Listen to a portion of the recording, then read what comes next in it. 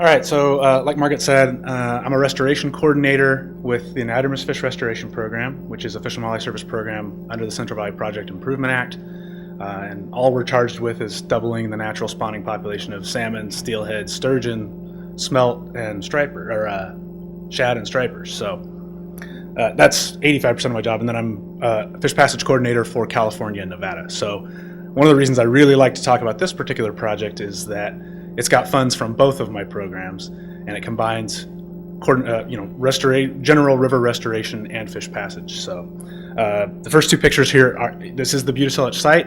If you've driven 99 and looked to the right in the Stockton Diverting Canal, you've seen this site.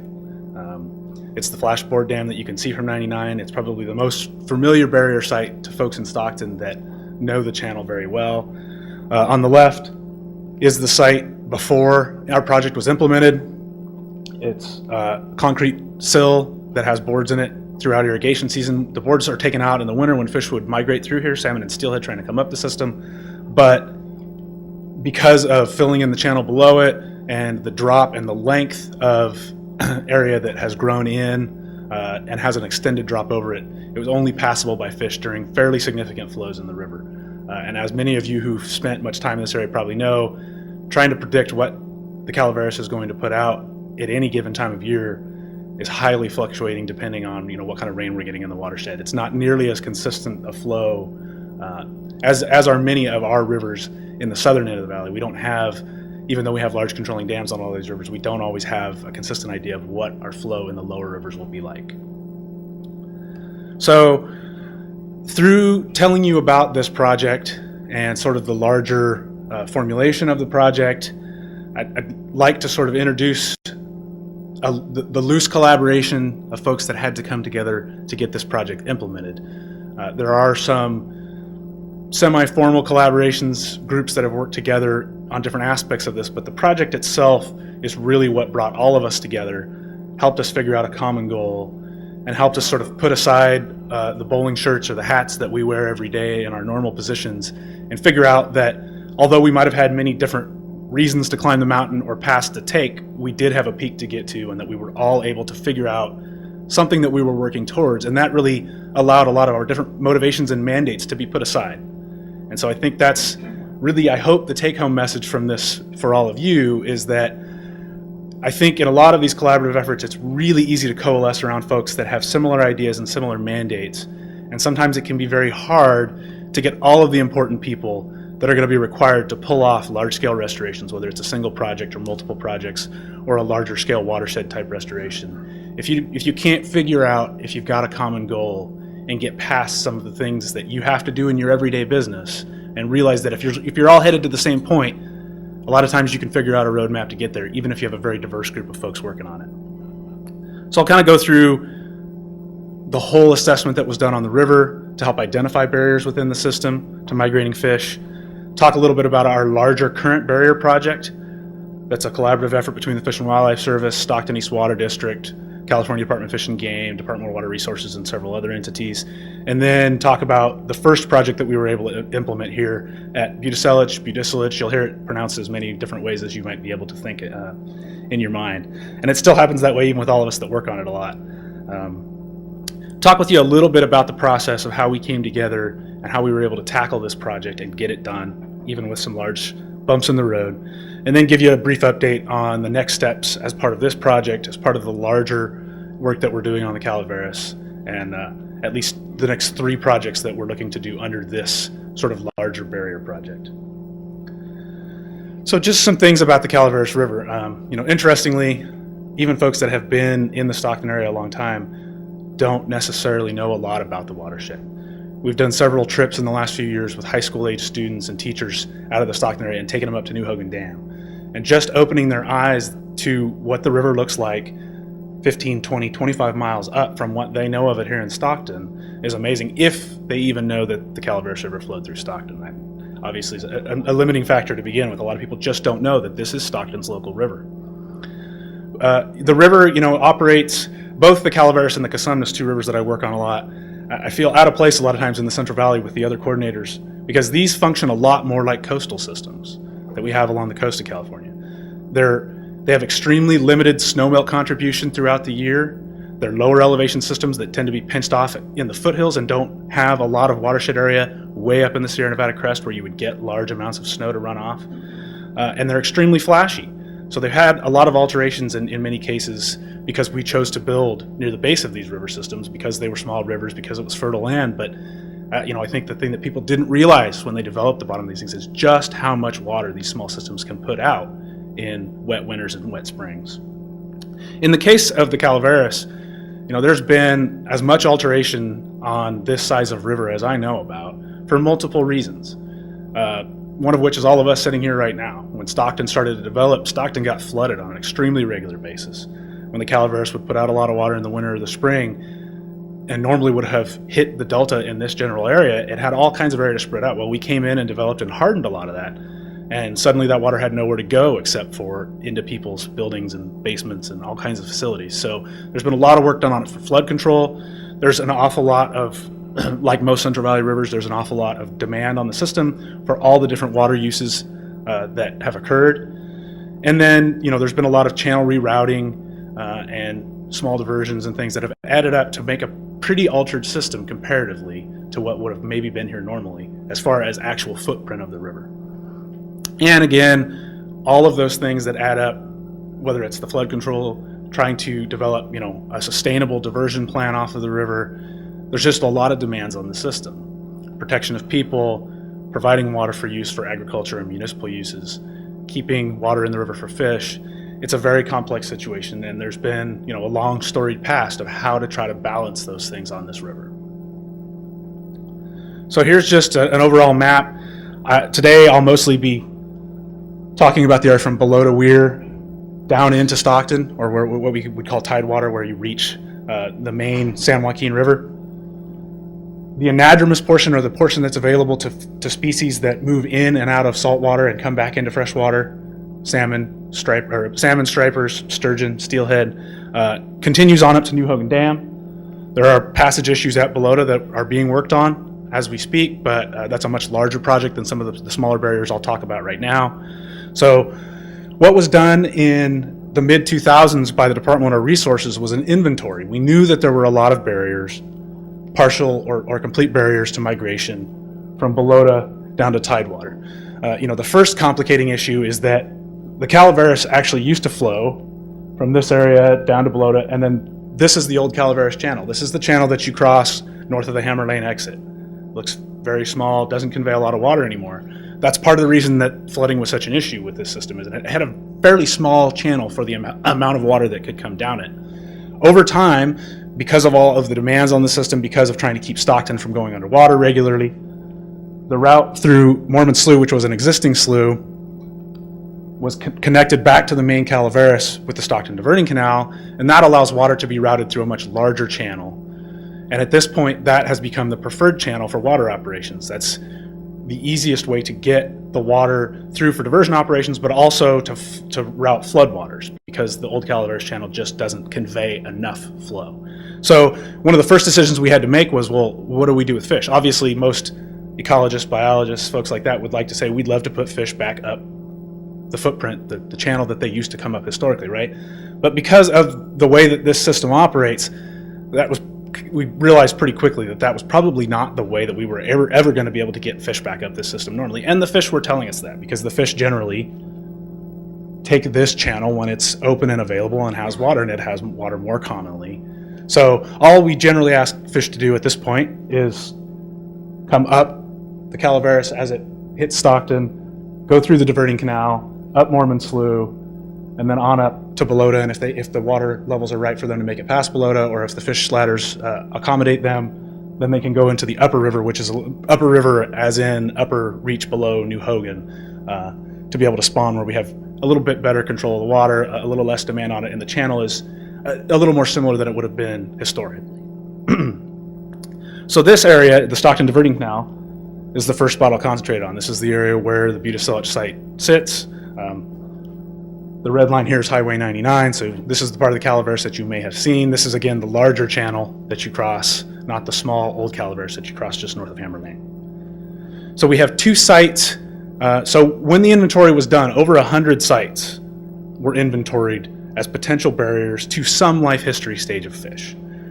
Most of these were assumed to be partial barriers, meaning that at some flow level to either adults or juveniles, whether they're up migrating or trying to out migrate to the delta, these probably were potentially at least some sort of barrier. Through that assessment, we were able to come up with, once we decided that the route for fish probably needed to be the diverting canal, Mormon Slough, and on up to Balota that way, there were 4 high priority sites that the Calaveras River Fish Group, which the Fish and Wildlife Service facilitates, and then working with Stockton East and beginning to understand their operational plans.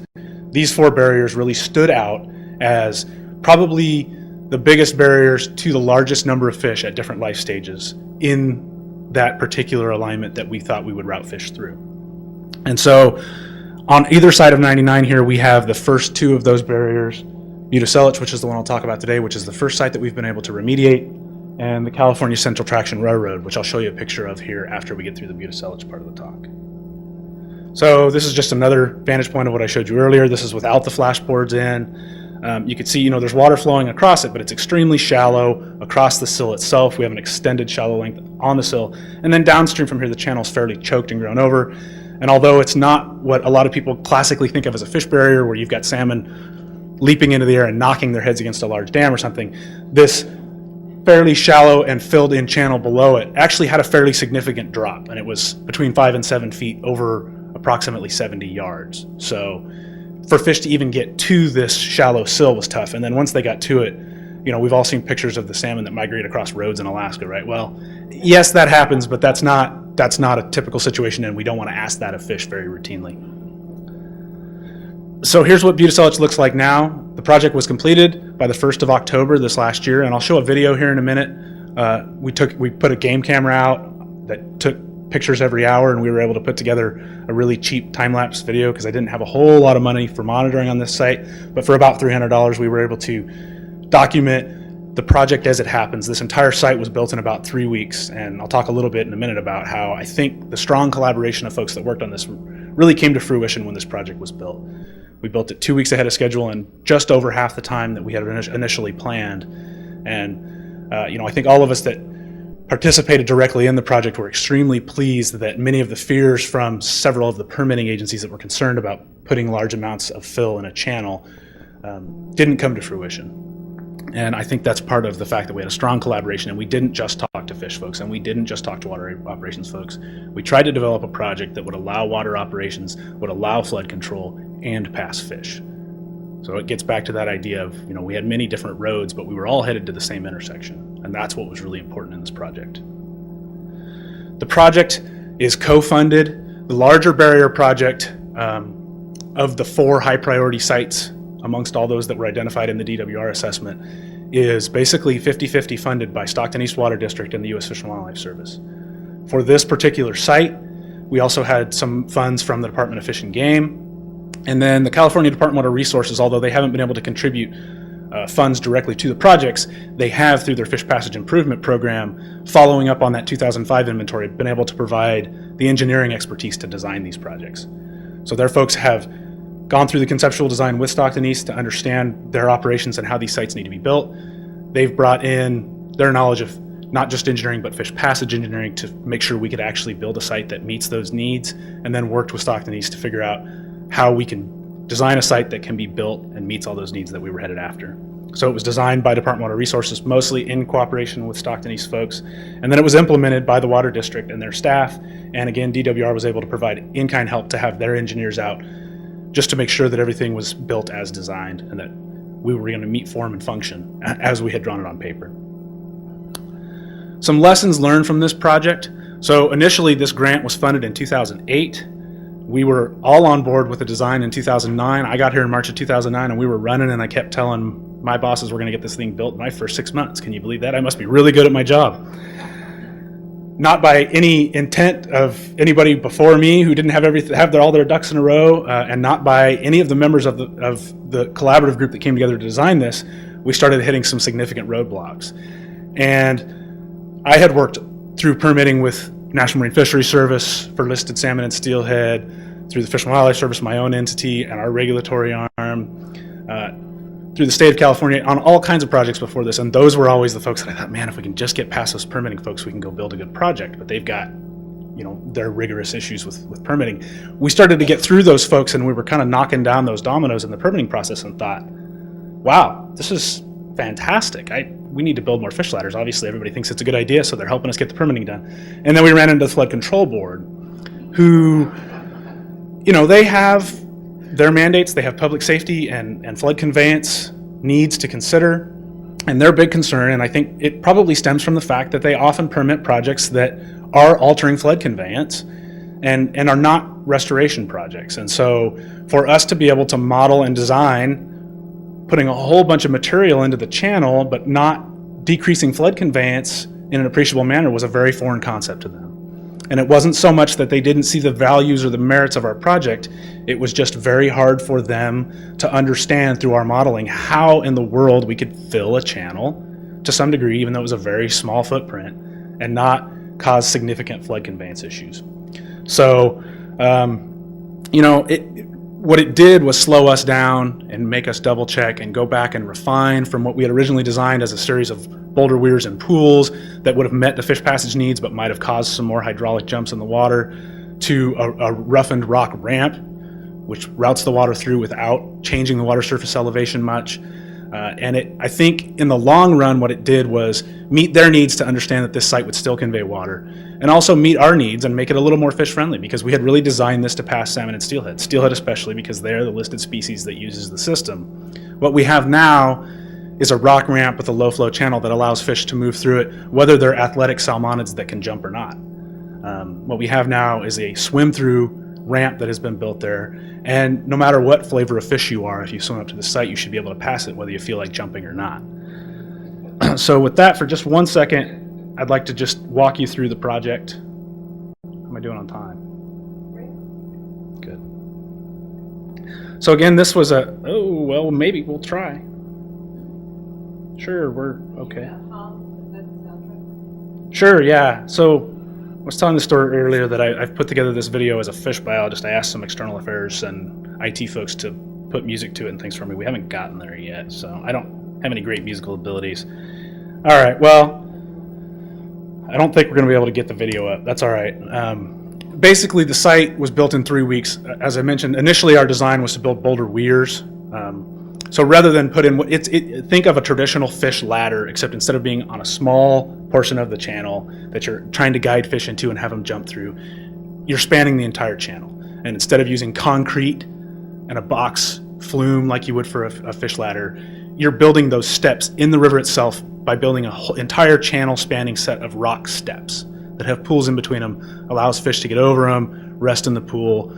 So we would have 7 of these steps, because it's about a 7-foot drop through the entire area, and the fish would be able to move 1 foot at a time and not be asked to make huge leaps, much more friendly than trying to guide fish through a fish ladder. That design, because it met fish needs for most species, but was not necessarily that agreeable with some of the flood conveyance folks who were concerned about hydraulic jumps by causing that water to cascade through those 7 steps, was modified. We kept the weirs in place because we know that this channel gets an awful lot of water coming through it. We didn't want to just go in there and build a dirt ramp that might blow out in the first big event. So we were able to come up with a design to keep those weirs in place, and they act almost like a backbone at the site to help keep, wow, I guess I closed the entire thing, to help keep the structural integrity of the site. And we'll just look at that last picture again for 1 minute. Sorry for the technical difficulty. Apparently not as good with PowerPoint as I thought. So what we've ended up with is a rock ramp that's got really good structural integrity underneath it. You can't see them here, but there are these 7 boulder weirs that run back and forth across the channel that help hold the form of the entire site. Then we have fill on top of it. This low flow channel allows passage of fish through even at extremely low flows in the Calaveras, which we know we get. As we begin to get higher flows, we get a controlled release of that flow out of that low flow channel out across a larger area. We've got larger rocks on top of those boulder weirs that provide resting areas for fish. So, it's really a very fish-friendly site, whether you're a 20-pound Chinook salmon that's probably able to get through almost anything coming upstream, or something smaller, or a juvenile salmon or steelhead trying to come out of the system.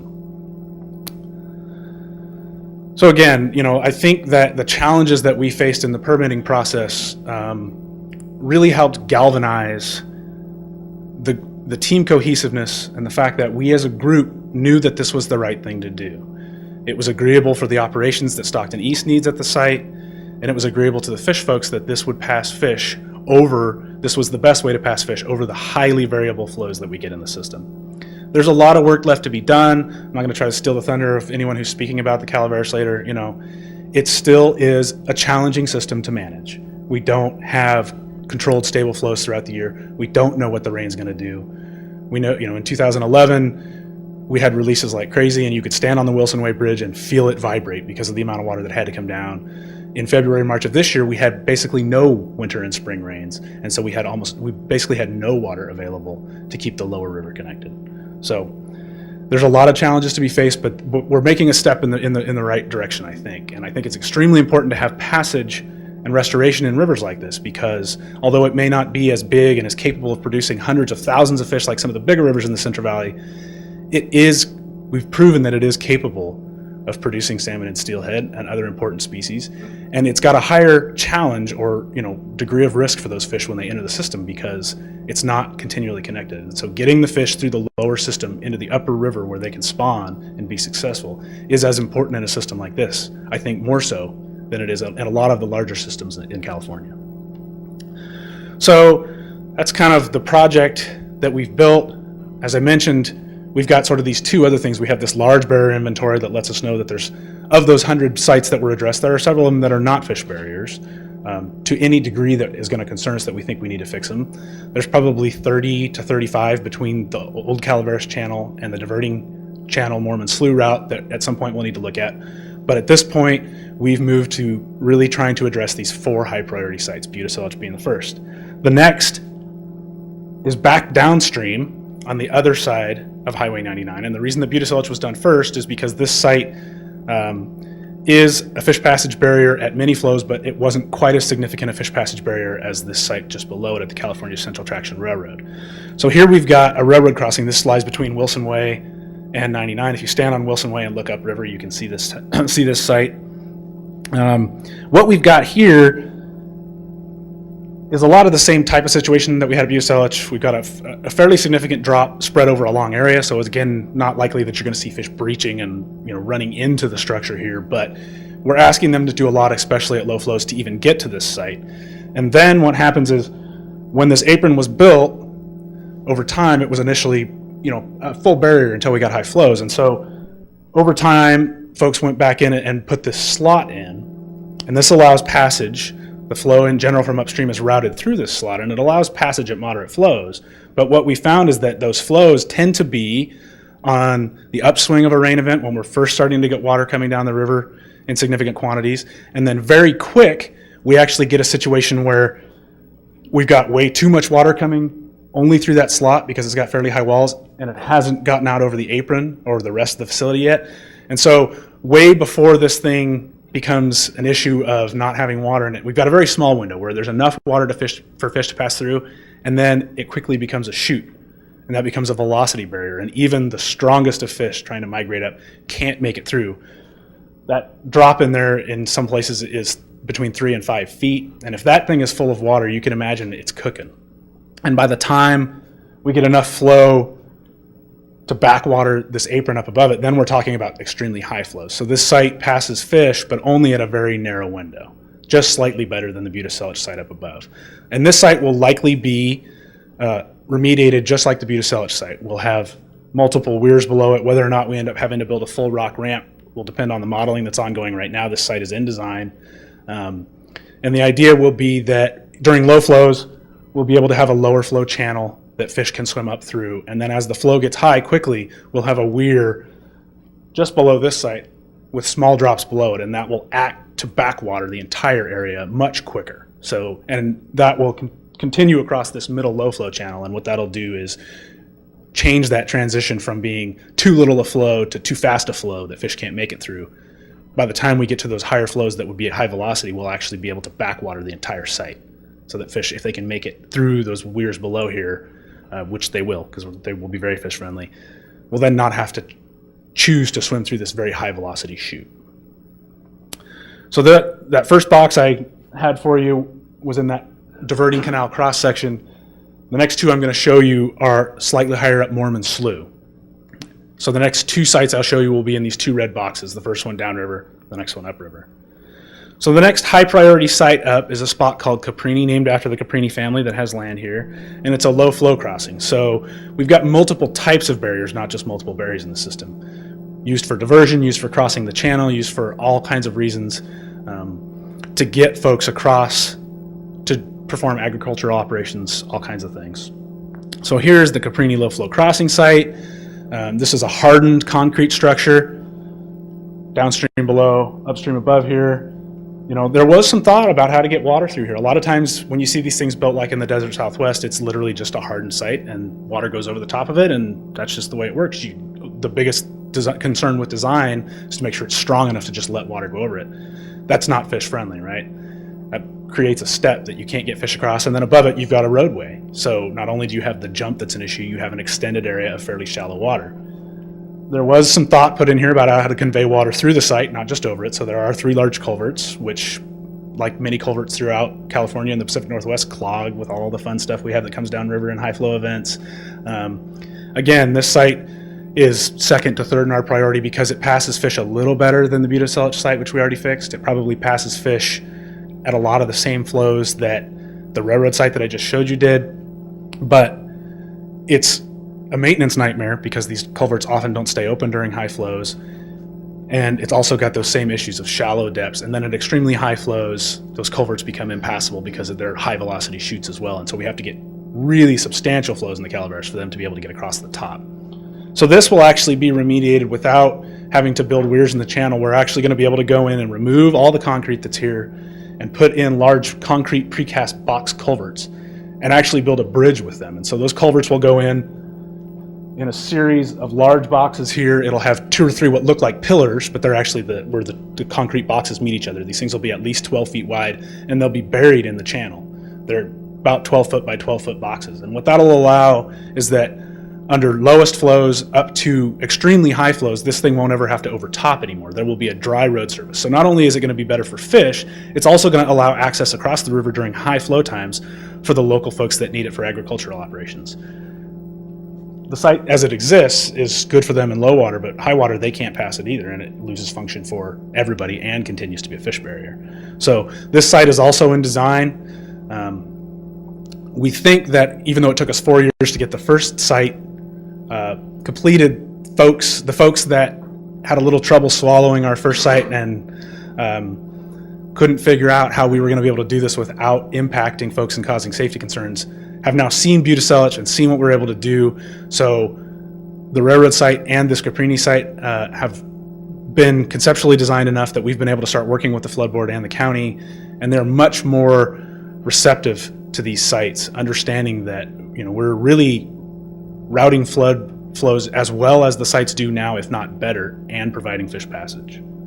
So then the last site of the 4 highest priorities is a little bit upriver from Caprini. This is the Hosey low flow crossing, again a crossing of the channel itself for folks to be able to get from one side to the other. This is upstream of Jacktone Road, and this one is a lot like Caprini, except it doesn't even have the culverts through it.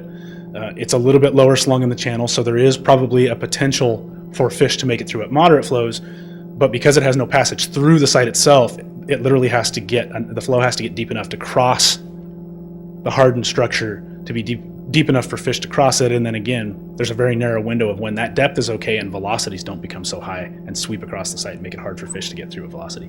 This will again probably be a box culvert bridge, which will allow passage across, be buried in the channel, and what that allows is a natural channel to be built through, so you're not asking fish to pass under a bridge that's got a slick concrete apron. You've buried those culverts, they're stable in the channel, and then you go back in and put material that allows basically normal riverbed type flow to go through this site. And that's good for adults, but it's even better for juveniles because you've got things that break up the flow in there. You've got rocks, you've got roughness on the bottom of the channel, and that if young fish are trying to migrate through the site and they don't want to just get shot through it, that allows them to stop, have resting areas but within the bed structure that we're able to place here. So here's construction, and if I'd have been able to show you the video, this is construction of the first weir. So although The site doesn't look a whole lot different today than it used to, other than it's not choked with a lot of growth. Here at Buteselich, it was an awful lot of work, and I think, you know, another sort of lesson learned or good story about it was that when we got folks, when Kevin's folks from Stockton East and the people that they were able to bring on to build the site got down here, they were extremely excited about the challenge. It was putting their skills as operating engineers and those types of folks to use like they'd never been able to use them before. And so the entire site was stripped down to bare dirt. We pulled back the bank so that we could anchor these rock weirs all the way back into the bank so that when we get high flows in the Calaveras, we don't just get the river trying to go around the ends of it. This is the first of 7 of these channel spanning weirs that were put in that provide structural stability. And then over the top of that, the rock ramp was built. And you can't see it here, but in the weirs themselves, there is actually a slightly lower, about 10-foot wide sill, and that also helps us maintain that low flow channel so that we can make sure that this becomes passable at extremely low flows, but then will continue to be passable all the way through high flows. So with that, I'll take some questions. Sorry I didn't have my video for you.